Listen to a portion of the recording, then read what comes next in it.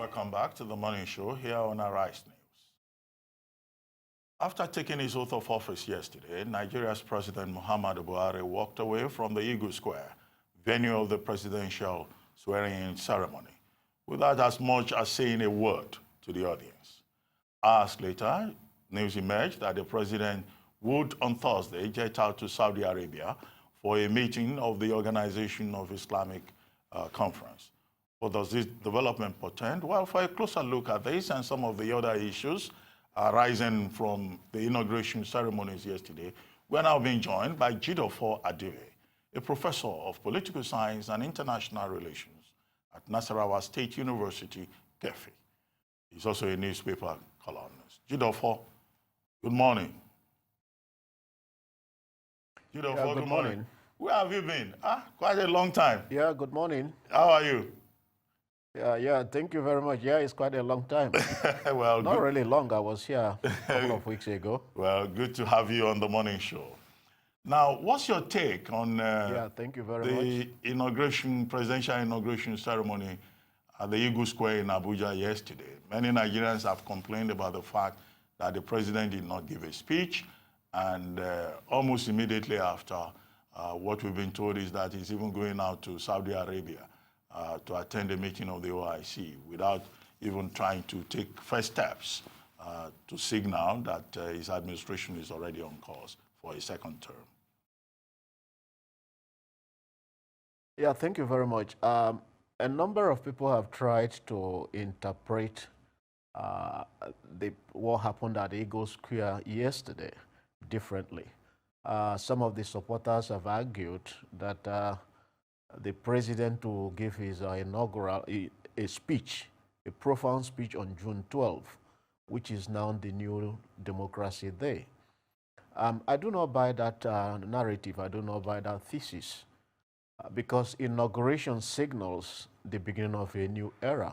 I can tell you that since about 1790, April 1790, when George Washington gave the first inaugural, George Washington, the first president of the USA, it has been a tradition among all democratic countries.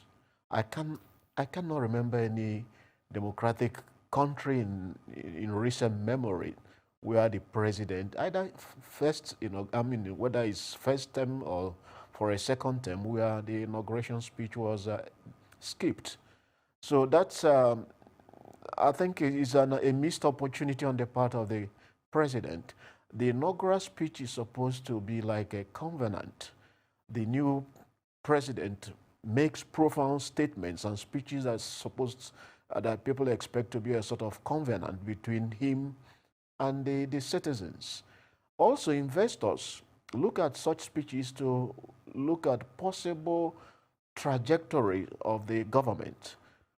We didn't get it. And not only that we did not get it, we did not even get explanation on why that did not happen.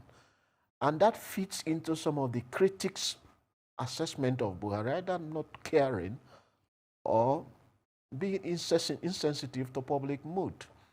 I don't know what that portends for the second term, but many people are expecting that things will be done a little differently.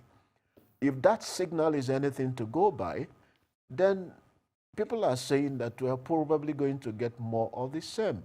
And those who have raised the hope that some of the ministers that are considered to be round pegs in square holes may even come back. We don't know. We just have to wait. All I know is that it's a missed opportunity. There's no way it can be explained away. And the president simply has to, and the people who are minding the president, they simply have to look into it, because if you continue to do what you've always done, you will continue to get what you've always got. Critics, when he says never, his own critics will also say nevertheless. And it will sort of be the same thing as we saw in the first term. We were hoping, and I am one of those who still believe, that the president may surprise us anytime, come with speech that will embody profound policy statements. You know, he should be able to announce key aids, especially those that do not require confirmation by the Senate. Virtually all the governors, 29 governors yesterday, they made speeches. inaugural speeches. Why is his own different? He is the first president in modern era that I can think of that failed to do so. And I don't think we should explain it away. We should call a spade a spade.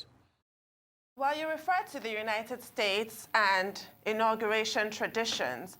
Also absent, apart from the speech, was the conspicuously empty seats which should have been occupied by our former heads of state and president, who decided for various reasons which have not been explained to stay away from the event. What is your take on this? Well, again, it depends on how you look at it. Some people may say because, you know, there is still a court case, but we can also understood the absence of Jonathan. Jonathan is a PDP man. The absence of Obasanjo. Obasanjo is vehemently against the government, Buhari government. It may be a little more difficult to explain the absence of Abdul Salami, but maybe he can also say because the issue is still under disputation. All I know is that the absence also, you know, the absence of those leaders, including those invited from abroad, will raise some legitimacy questions. And the fact that the president... Prof, may I interject here? Whether or not anybody is in PDP or APC, should that matter? If we're looking at the US and inaugural traditions, we can recall Hillary Clinton attending President Trump's inauguration. Whether she gritted her teeth throughout or not is immaterial. The fact is that she was a former First Lady of the United States of America. Should there not be a tradition that sort of overrides the pettiness of political affiliation? It's not an invitation to a family wedding, it's to a state function. Yeah, let me say this. If, for example, Jonathan had gone there when the candidate of his party is contesting the outcome of the election, that will also send a wrong signal. So we can understand if the very partisan former presidents, if they stay away because the process, the outcome of the election is still being disputed. We're also not even sure whether they were invited and their own explanations for being away. So we can leave a lot of things hanging there.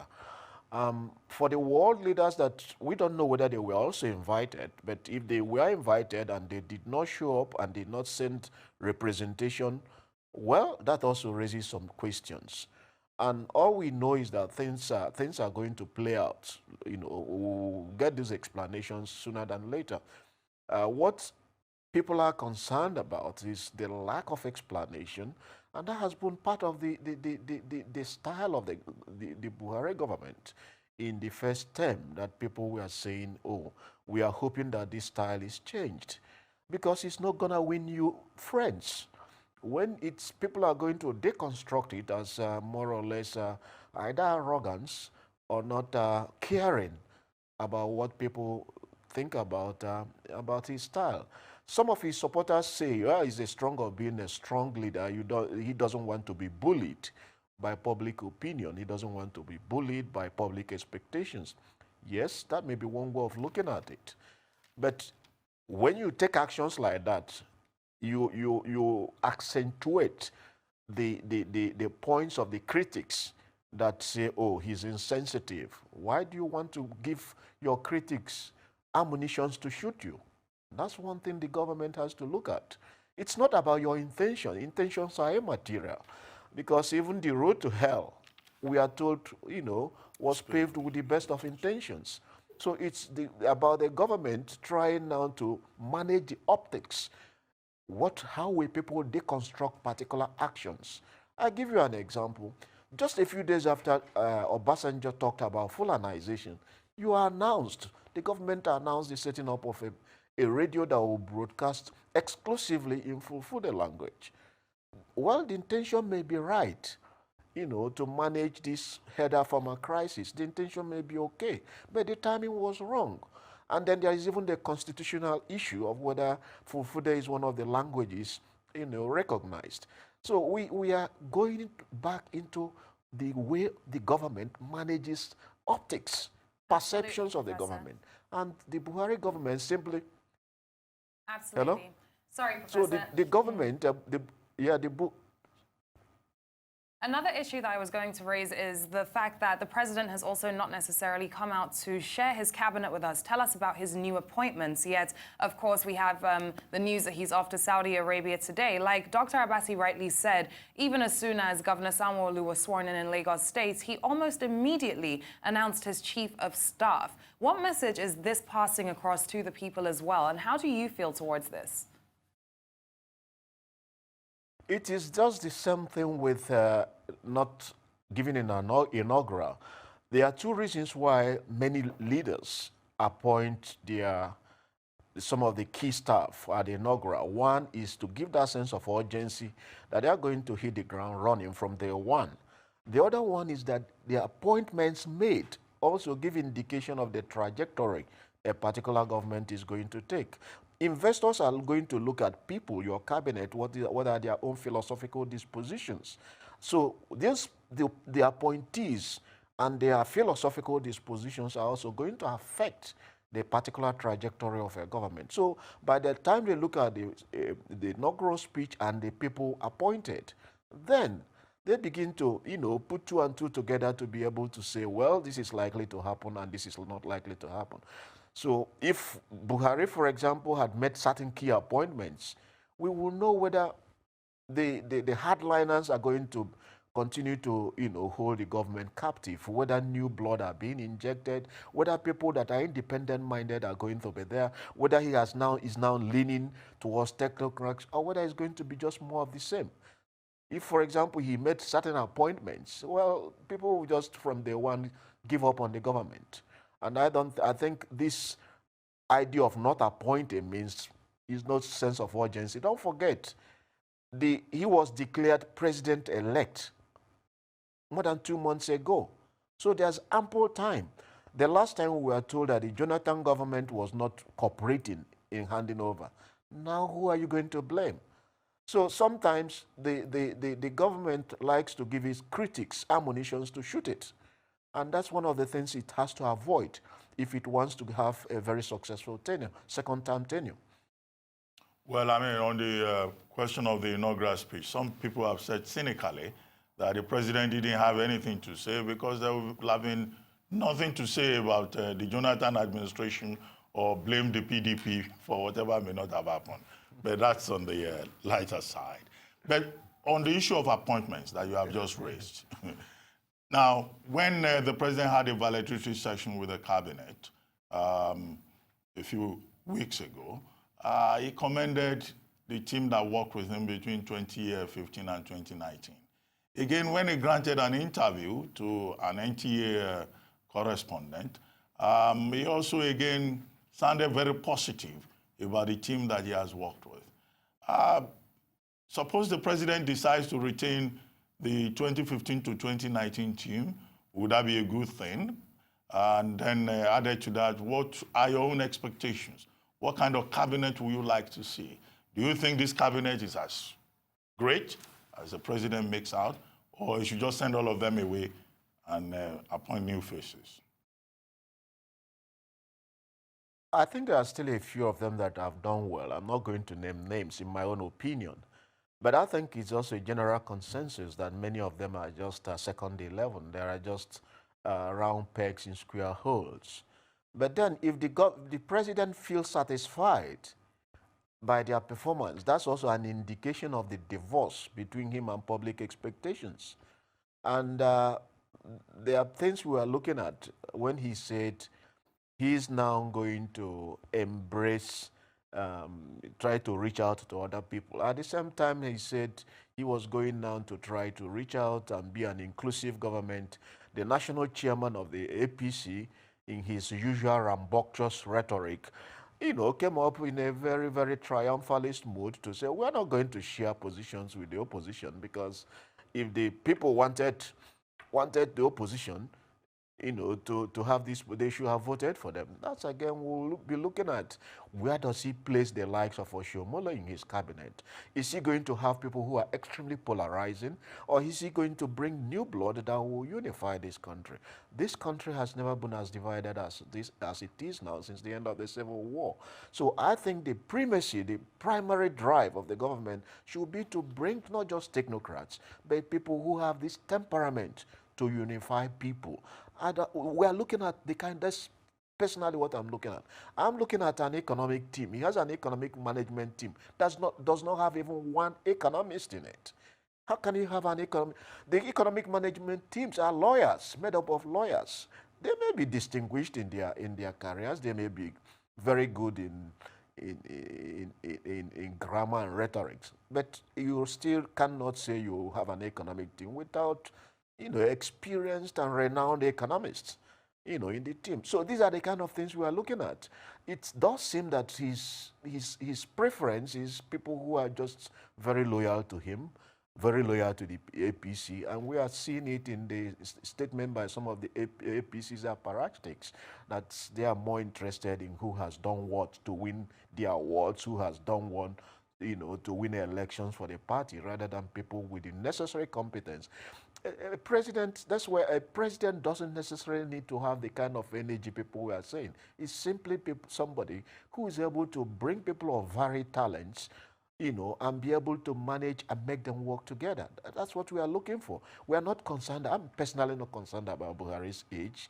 In the US, all the major candidates now in their late 70s, from Joe Biden to, it's not an issue for them, because whoever is the president is expected to appoint people experienced in their field, technocrats, blended with politicians, who will drive the country forward, and the president will simply be a coordinator. That's what we are looking for, and we are yet to see it. Indeed. The president is also being criticized for his decision to attend the 14th OIC Islamic Summit, the Organization for Islamic Cooperation, in Saudi Arabia. Now, according to Garba Shehu, his spokesperson, he's going to discuss issues of security, which we all know is a huge problem in Nigeria today, trying to tackle Islamist fundamentalism, and also raise the issue of the Lake Chad Basin, which, if you recall, when the president of the United Nations General Assembly visited Nigeria earlier this month, she identified that as a global humanitarian disaster. But what do you make of the criticisms, and what do you make of the rationale that has been stated by the presidency for his attendance? First of all, I have no problem with the president attending the OIC meeting. I have absolutely no problem with that. As a matter of fact, if he had included it in his inaugural, if he had taken time to, write an inaugural speech and included it, for example, the security aspect, lamented the insecurity in the country, and then promising the country, look, as soon as I leave this place, the following day, that's today, I'm jetting out to Saudi Arabia because we have to find a solution to this insecurity. That would have regaled well with the public.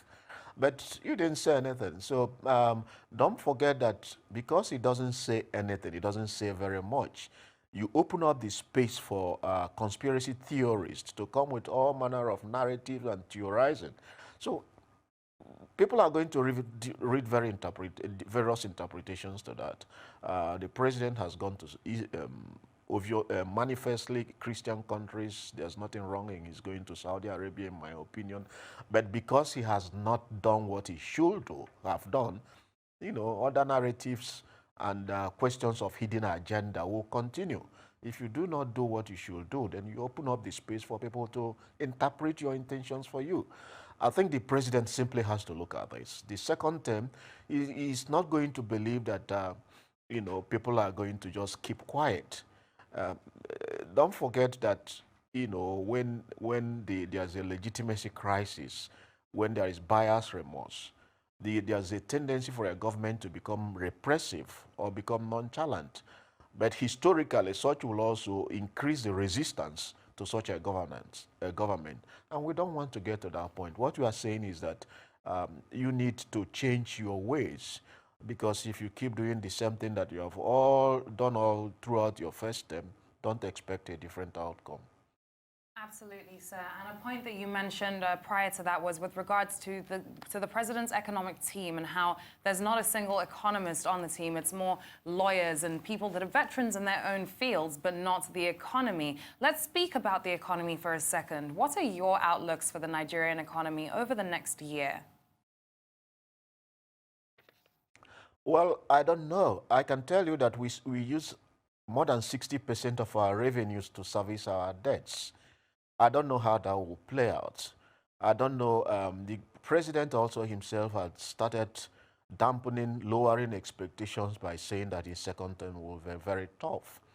The projections, global projections, is also that there will be a slowdown in the economy. The slowdown in China is going to, in the economic slowdown in China is going to reverberate throughout the entire world. We don't know how that will play out, in our own country. All we know is that things are not easy. Things are not smooth.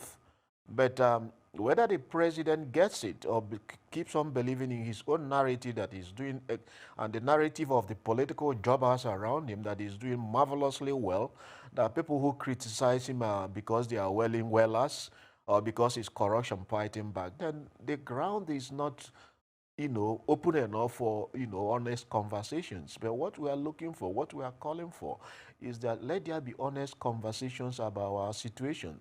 Yes, the president, you've tried your best in some areas in, say, for example, trying to contain the Boko Haram. But then we will also tell, look, the history of Boko Haram is that it has the capacity to reinvent itself. Years ago, in its original incarnation, it was attacking state institutions. Then it moved to attacking Christian areas, then to attacking Muslim areas, then to attacking everybody. Now it has moved from attacking soft targets to carrying the battle to military installations. That's a reinvention, and the government has to see it. Instead of just believing in its narrative that, it's just trying to mop up the terrorists. Historically, terrorism is not easily defeated. We are talking about how to contain them. So the fundamental mistake was made initially when he gave them 3 months, the military 3 months to defeat them, as if they were engaged in conventional warfare rather than asymmetric warfare. So that, a number of things, for example, when he came on board, it was only the Northeast that had serious security challenge. Now the entire Northwest, which had been a zone of tranquility, is now ravaged by banditry, by kidnappers. You go to North Central, the herders farmers confrontation, which had always been there, has accelerated.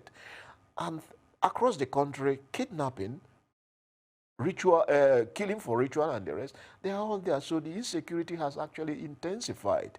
Instead of just keep on, beating your chest that you have contained the Boko Haram, which may be true because you've recovered seized territories. But then, when you came on board, it was 1/3. Now it's 3/3. So we have to be very cautious when we get into that triumphalist mood that you have done very well in the security front. We are not saying the government has not done anything. And the same thing goes to the economy. I applaud the government for continuing with the projects, inherited from Jonathan administration, because one of the problems we've had in this country is, the lack of continuity in projects, sustainability. But Buhari has taken on, and I give him credit for that, been able to sustain some of the initiatives from the Jonathan administration. There are about 11,000 abandoned projects in this country. And what we want is not just to keep on seeing so many policy pronouncements. Let those that are on the ground be mopped up. Let us not be we need infrastructure. Let us not be pretending that there was nothing on the ground before you came on board. We have also to be able to do this in a very reasonable manner. The debt profile, instead of focusing that we are under borrowed, because if you compare our debt to GDP ratio, it shows we are under borrowed. We also have to think of capability to repay. And that's why we should also be focusing on the ratio between the revenue and our debt profile. So we need a new thinking. We need conversations. We need to engage the government more. And we are calling out on the president, to open up the space so that he will also be, be able to take part, or his advisors take meaningful part in this kind of conversation rather than regarding anybody who takes a contrary position to what the government says or does as an enemy. Well, quickly, I mean, well, hopefully President Buhari on June 12 will try to redeem his administration and use the opportunity, the feedback from Nigerians to address all of these concerns that we have raised in this conversation. On the issue of the economic management team, I've had somebody say, one publication saying the 28-man uneconomic management team of Nigeria, but that's another issue entirely. There is also a National Economic Council in place, which is chaired by the Vice President. But the major concern has been the misalignment between the monetary side and the fiscal side of the economy, with the CBN having had in the last 2 years to try to bridge the gap. But let's talk about something else. I mean, a day after Inauguration Day, we have IPOB, the Indigenous Peoples of Biafra movement, saying that the people of the South-South and the Southeast must sit at home, boycott every activity as a form of protest to say that the dream of Biafra, the sovereignty of their, the planned Biafra has not died yet. And only a few weeks ago, Nnamdi Kanu, the leader of IPOB, was quoted as saying, whoever does not sit at home today in the Southeast and the South-South deserves the death sentence. What do you make of all of this within the context of our expectations that there should be peace and stability going forward in every part of Nigeria? First of all, let me tell you that the crisis because there has not been sufficient investment in intangible unity projects. The number of groups and individuals delinking from the Nigeria projects, is increasing. It's not just IPOB and Boko Haram. The other day I read about Yoruba separatist groups and the rest of them. This is itself an indication of a crisis in the nation-building project. And that is why some of us are hoping that the government ought to have prioritized rebuilding trust among the different constituents of this country and, making sure that people feel that they are stakeholders in the project. There's no need to just dismiss people and all this. First, I don't believe in Nnamdi Kanu, but I don't believe in what they say. But I do recognize that there are serious issues of nation building. There are serious issues of the national question, which various Nigerians have tried to throw up under different names, from constitutional conference to restructuring. These are the issues, or this is one of the critical issues the government ought to look at. Whatever Nnamdi says, he's only tapping into public moods. If you look at Boko Haram and other separatist groups, they will only tap into public mood. And that public mood, when they tap into it, will seem to suggest that, they are popular. No, it's just because they're able to graft themselves into certain discontent. You saw it but sometimes when you carry a referendum, you find out that those people do not really have a support. We do not have to misunderstand or mistake tapping into a particular discontent to being an acceptance of people who try to graft themselves into such discontent and benefit from it. There will always be fringe groups like Nnamdi Kanu's. And let me tell you, in any country that has gone through a war, if you go to the U.S. Civil War ended in the 18th century, isn't it? Is it 18th, 19th century? You go to the southern part of the U.S., you still see the Confederacy flags. You go to Germany, you still see the Nazi, the swastika. These are normal things that will continue to be there, Even countries that have not fought wars, when you have an agglomeration of different nationality, ethnic groups to constitute a nation, sometimes such issues will come up. If you go to Canada, you see the Quebecans will episodically come up with quests to become separate. In England, in the United Kingdom, Scotland has been part of the United Kingdom for 300 years. There's still the quest. Periodically, they'll bring up the issue of separation. So these are the things that we have to live with. However, if there is sufficient investment in the nation-building process and people are convinced that they are better off being in the union than out of the union, those people with such agitations, some of them will always be around, but they will be confined to the fringe of the political process.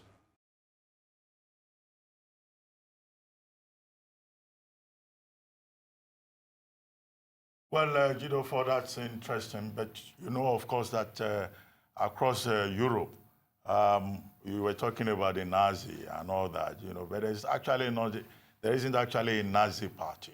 There is an upsurge of nationalist sentiments, and the far right, which dominated the last European parliamentary elections, you know, across Europe. And many of these European leaders in Germany, Angela Merkel in particular, you know, is trying to see what can be done to make sure that there isn't that kind of, you know, movement that is promoted by racism or hate or intolerance. But in any case, I get your point. Leila, you were going to say something. Yes, I was actually I was going to speak with regards to the economic outlook again, more so to do with the projections that we have for the second administration, not necessarily the problems that we're looking at that we went through during President Muhammadu Buhari's first term and his first administration. Now, moving forward, sir, and looking ahead at the next 4 years between now and 2023, given the indices that we're working with, from unemployment to every human development index that we can think of, do you feel that there is some sort of hope and positivity for our growth? Or do you believe that unless this administration steps up and goes about things in a different way, then we're going to continue on regressing? Let me tell you that I've always been a believer in the resilience of Nigerians. During the structural adjustment program of the mid-80s and 90s, people thought it was all over for the middle class. People found a way of, you know, bringing themselves back. They say even in the most anarchical situation, opportunities are thrown up for some people. So one is the resilience of Nigerians. I think the resilience of Nigerians is, you know, is going to be a big factor here. In fact, somebody made a joke and said Nigeria is tough, but those who live in it are like irons. So we are going to see that as one of our key resources. In terms of other indicators, the unemployment and all this, I think the government has said a lot of things. You know, Anchor Borrowers Program, they have got quite a number of good initiatives. Some of them I don't believe in, like, you know, the so-called, the one they give 10,000 all of that. I think that's just a waste. What will 10,000 do to somebody? No, it's called trader money, I think is what they call it. Money, yeah. I don't believe in things like that. What do you need school feeding program for? Is it just to bring people to stay in school? And what stops? Can you sustain it? You want to feed people to come to school, and when the teachers and the classrooms are not even there. So what sense does it make? I see some of the intentions of the programs.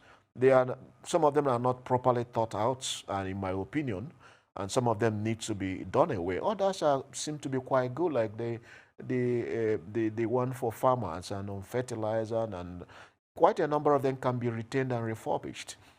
So we need to be hopeful, but that is only depend on whether the president is also willing to change his mindset. Because if the mindset is not changed, then it's going to be a problem. If the president believes that all he has done very wonderfully well in the first term and nothing needs to be changed, then nothing will change. And then we only have to stay here and keep on blowing grammar and criticizing him. But if we see an indication of a willingness that, look, this is what we've done right in the first term, and these are things that ought to have been done better, that we need to, you know, to change, and you bring in new blood, new strategies, then we can say that the government is really ready is listening. But so far, and with what happened yesterday, we have not seen any indication that the government is willing to listen.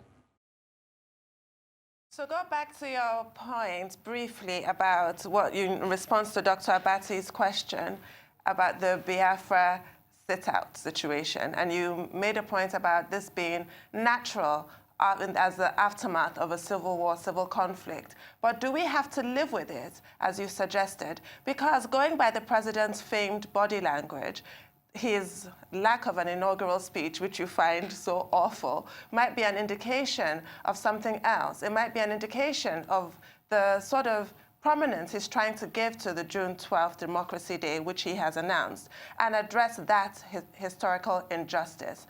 What do you think should be done to address the historical injustice of Biafra and to also heal the marginalization that's going on? Right now, Nigeria, we've talked about the economy, we've talked about security, we've talked about a whole plethora of things, but we've never been as divided as we are now. What can be done to heal some of these breaches and actually bring Biafra to the forefront and discuss that? Let me say that the Igbos are not the only groups that are marginalized. Virtually every ethnic group in this country has an institutionalized memory of hurt and of being disadvantaged. If you go down to, I don't know if you read the press, sometimes you see the people we call the Fulani group will come around and say, look, we are being victimized. Each time there's anything, they will talk about the killing of Fulani headsmen, killing this and killing these people without talking about Fulanis that are killed. And they regard it as an act of injustice.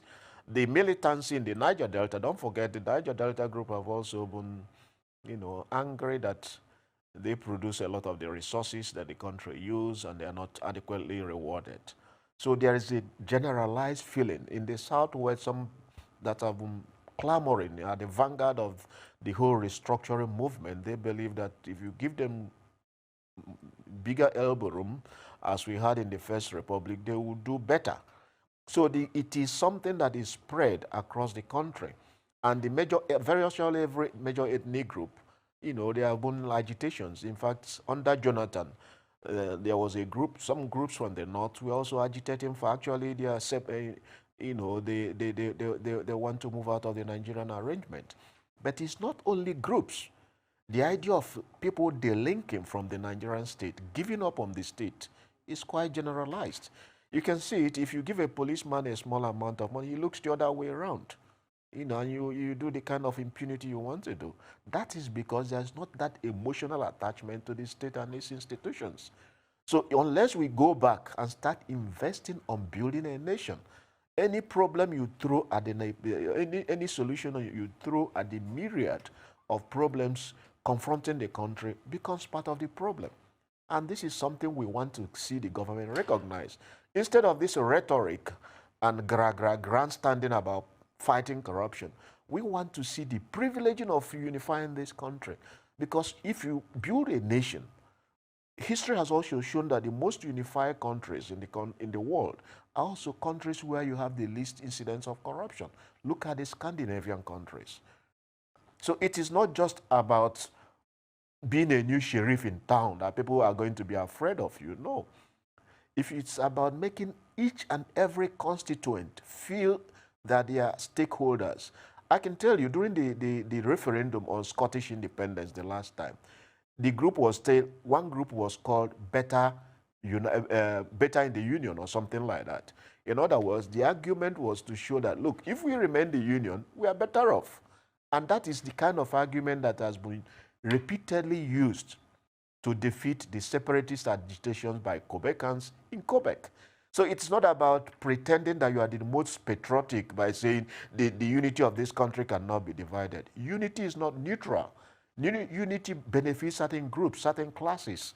So it is about people and individuals and constituent federating units feeling that, look, we derive better by being part of this big union. That is what we should all be clamoring. And it will be wrong to start confining it to IPOP. There is a sense of IPOP or its equivalent in every part of this country. I can promise you that. So unless we're able to go back to the basic and start knowing that the fundamental challenge we have in this problem is creating a nation, then we'll be getting it wrong. Well, thank you very much, Professor Jideofor Adibe. But just before we go, I just want to make a comment by way of footnote on the comment you made about the school feeding program, which is part of President Buhari's social investment program. There may well be some Nigerians, and indeed there are, who insist that, look, with Nigeria having about 10.5 million children out of school, with some of the states in the north, some of the states where the school feeding program is being conducted on a pilot basis, that it may be a good idea, really, to adopt such a strategy as a way of motivating parents to send their children to school, as a kind of incentive, for, increasing school enrollment rates in some of those states. And yesterday in Oyo, in Borno, in even Kano, which you mentioned earlier, you see some of these state governments, also trying to adopt measures to encourage a higher rate of school enrollment. But of course, that's your own opinion, and I know that the social investment program has been quite controversial. But the conversation can continue. What we cannot run away from is that, well, maybe you are right to say it's a reflection of the poverty level in the country. But education is important, and whatever we can do to improve on school enrollment will be fine. But that's my own opinion. But we want to thank you very much for agreeing to come to the program. Yeah. Yeah, you want to say something in response? Put an addendum to that. Okay, good. Yes, I'm not, my concern is if you look at the budget, how much has been spent on feeding. Now, can you sustain that amount you spend on that feeding program? Because if the whole aim is to use food to entice people to come to school, yes, if you stop it tomorrow, what happens? So people are coming to school just to eat. Rather than, there are several other ways you can motivate people to. And then also, if you look at the budget and you look at the infrastructure of the school itself, some of the schools don't have enough teachers. Some of the students are under 3s. So which one will be better? So that you improve nominally the number of people said to be in school rather than people willing to learn. You can give material assistance to parents, indigent parents who send. There are other ways you can do that rather than just trying to benefit food contractors. I don't believe in it, and I don't think it's an economically sustainable way of getting more people to be enrolled in schools. And it's not only in the north. I understand they have it in other states. Even in states where the rate of enrollment is already high. Why is school feeding? People will always go there to take food, free food. Are we achieving the objective? At what cost? And is there any other a cheaper way we could get the same result without squandering that amount of money in a project that is obviously not economically sustainable? Anyway, Professor Adibe, I guess that at the end of the day, the crisis in the education sector is, multidimensional. And there must be all kinds of creative ways, either budgeting, infrastructure, incentives, subsidies, for states that can afford to provide such subsidies, that we can do. But we need to take education seriously because it's the future. That's where the future is, for us to be able to grow a generation of Nigerians that can compete and be among the best in the world, like Professor Jideofor Adibe. Well, thank you very much, and thank you for honoring our invitation. We'll see you again sometime on this program. Thank you very much. Yes. Thank you very much.